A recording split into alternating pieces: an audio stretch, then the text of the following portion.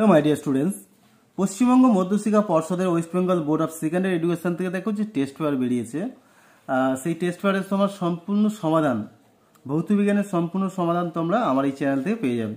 ওকে, আজকে দেখো আমরা ভৌতবিজ্ঞানের এর আগে দুটো পেজ করেছি। আজকের আমরা পেজ 240-এর যে পেজ রয়েছে সেখানে যে অঙ্কগুলো রয়েছে ভৌতবিজ্ঞানের, আজকের সেই সমাধানগুলো আমি করাবো। ওকে, আর তোমাদের যদি অন্য কোনো সমস্যা হয় অবশ্যই তোমরা কমেন্ট করে জানিও যে তোমাদের কোনগুলো দরকার। ওকে, এখন দেখো প্রথমে এই যে অঙ্কগুলো আছে সেই অঙ্কগুলো অলরেডি আমি কপি করেছি, আমি সেখান থেকে দেখাচ্ছি। দেখো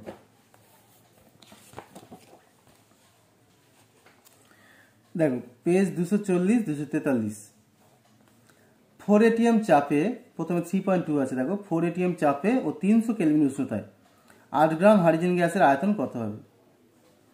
এখন দেখো এটা হচ্ছে আমরা আদর্শ গ্যাস সমীকরণ পিভি সমান এনআরটি, এন মানে W/m RT, যেখানে পি চাপ, ভি আয়তন, ডব্লিউ হচ্ছে ভর, এম আণব ভর, আর হচ্ছে সর্বজনীন গ্যাস ধ্রুবক, টি উষ্ণতা, পরম উষ্ণতা। তাহলে এখান থেকে ভি সমান কি, পিটা নিচে চলে আসছে, সুতরাং WRT/PM। এবার ডব্লিউটা দেখো 8 গ্রাম বলেছে, তাহলে 8 গ্রাম বসিয়ে দিলাম।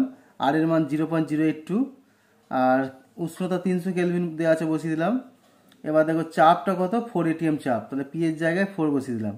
আর এমটা কি, এম মোলার ভর, হাইড্রোজেন গ্যাসের মোলার ভর করো H2, H2 হচ্ছে হাইড্রোজেন গ্যাসের মোলার ভর 2।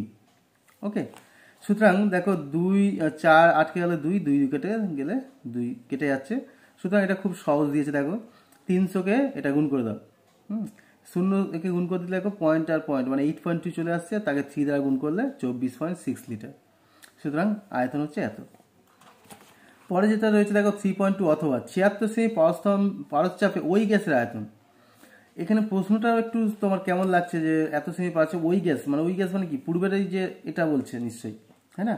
যদি এটা হয় তাহলে সেই অনুযায়ী দেখো ওই একই রকমভাবে আয়তন ভি সমান WRT/PM। ডাব্লিউ দেখো কত হচ্ছে 8 গ্রাম, আর এর মানে এটা বসিলাম, উষ্ণতা বসিলাম।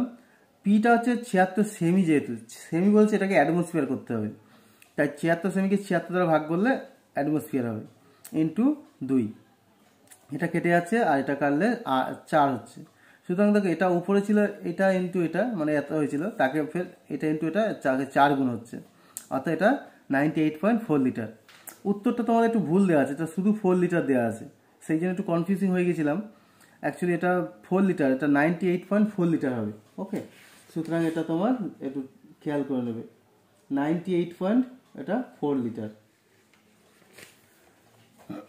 আচ্ছা, এরপরে দেখো পরের দাগের অঙ্ক 4.2, 21 গ্রাম লোহিতপ্ত আয়রনের উপর দিয়ে স্টিম চালনা করলে কি পরিমাণ হাইড্রোজেন পাওয়া যাবে, এসটিভিতে আয়তন কত হবে।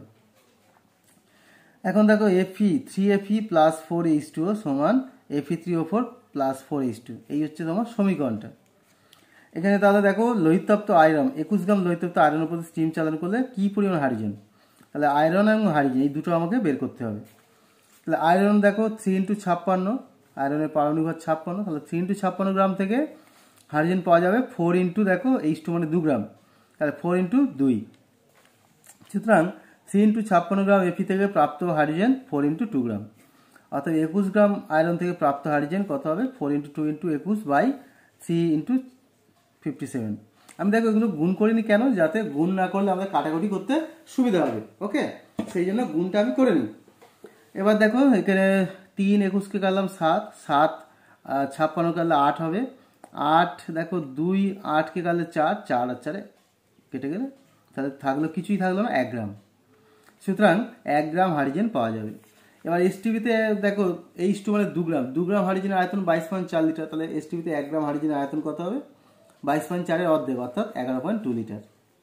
তোমরা এটাকে লিখতেও পারো যে এসটিভিতে 2 গ্রাম হাইড্রোজেনের আয়তন 22.4, তাহলে 1 গ্রামের আয়তন তার অর্ধেক। আমি এটা একবারে করে দিলাম। আচ্ছা, এরপর দেখো 4.2 অথবা 5.6 লিটার অক্সিজেন গ্যাস প্রস্তুত করতে কি পরিমাণ পটাশিয়াম ক্লোরাইডকে উত্তপ্ত করতে হবে। পটাশিয়াম ক্লোরাইডকে উত্তপ্ত করবো, তাহলে কি পরিমাণ দেখো 5.6 লিটার অক্সিজেন গ্যাস প্রস্তুত করতে হবে। পটাশিয়াম ক্লোরাইডকে দেখো 2 KClO3-কে উত্তপ্ত করলে 2 KCl প্লাস CO2 তৈরি হচ্ছে। এটা দেখো প্রথমে এটার ওজন বের করতে হবে, 2 আছে 2 গুণ করে দিলাম, কে হচ্ছে 39, ক্লোরিন 35.5 আর অক্সিজেন 16 × 3, গুণ করলে দেখো টোটাল 245 গ্রাম হচ্ছে। আর এদিকে CO2 মানে 3 × 22.4 লিটার এসটিভিতে CO2 মানে 3 মোল অক্সিজেন মানে 3 × 22.4 লিটার। সুতরাং দেখো 3 × 22.4 লিটার অক্সিজেন প্রস্তুত করতে KClO3 দরকার 245 গ্রাম। অর্থাৎ 5.6 লিটার অক্সিজেন প্রস্তুত করতে KClO3 লাগবে কত? KClO3 লাগতে 245 × 5.6/3 × 22.4। তাহলে ওই 5.6 আর 22.4 গুণ করলে এটা 4 হবে। আর 245কে আবার 12 দ্বারা ভাগ করলে এটা 21, 3 × 12 ভাগ করলে 20.4 গ্রাম। সুতরাং তোমার 20.4 গ্রাম KClO3 দরকার। আচ্ছা, এরপর দেখো 4.5 এর অথবা বায়ু সাপেক্ষে কোনো মাধ্যমে প্রতিসরাঙ্ক √2। বায়ুতে আলো রশ্মির আপতন কোণ 45 ডিগ্রি হলে রশ্মির চ্যুতিকোণ কত হবে? তাহলে দেখো প্রতিসরাঙ্ক বায়ু সাপেক্ষে দেওয়া আছে, আর আপতন কোণ দেওয়া আছে, এটা হচ্ছে আপতন কোণ দেওয়া আছে। তাহলে আমরা কি দেখো প্রতিসরণ কোণটা বের করে নেবো প্রথমে, তারপর চ্যুতিকোণ বের করব। প্রতিসরাঙ্ক মিউ সমান sin I by sin r, এটা হচ্ছে স্নেলের দ্বিতীয় সূত্র। তাহলে প্রতিসরাঙ্ক √2 আর সাইন, তাহলে এখানে আপতন কোণ 45 আর প্রতিসরণ কোণ sin r বের করব। এখন 45 sin 45 এর মান 1/√2 আর নিচে sin r।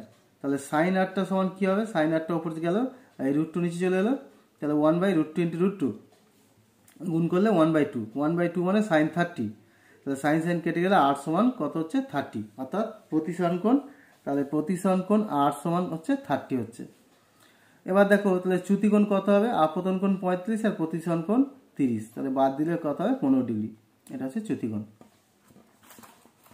আচ্ছা, এরপর দেখো একটি ব্যাটারির অভ্যন্তরীণ রোধ 10 ওহম, অর্থাৎ ছোট আর 10 ওহম বহিরোধের সঙ্গে যুক্ত করলে প্রবাহমাত্রা হয় 0.2 অ্যাম্পিয়ার। তাহলে ব্যাটারির তড়িৎচালক বল কত হবে?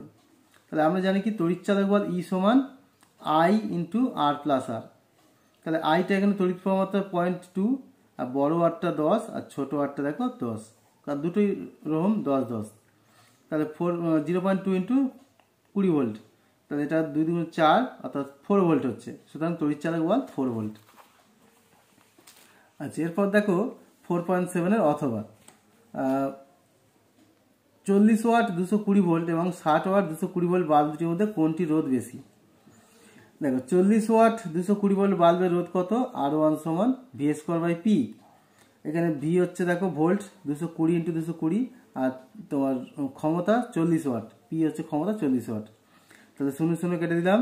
দেখো তোমার 11 কাটলে এটা, এই 2 দ্বারা কাটলে এটা 2, আর এটা কাটলে 11, 2 একে কাটলে 110, 110 × 11 সমান এটা 1200 কত হচ্ছে?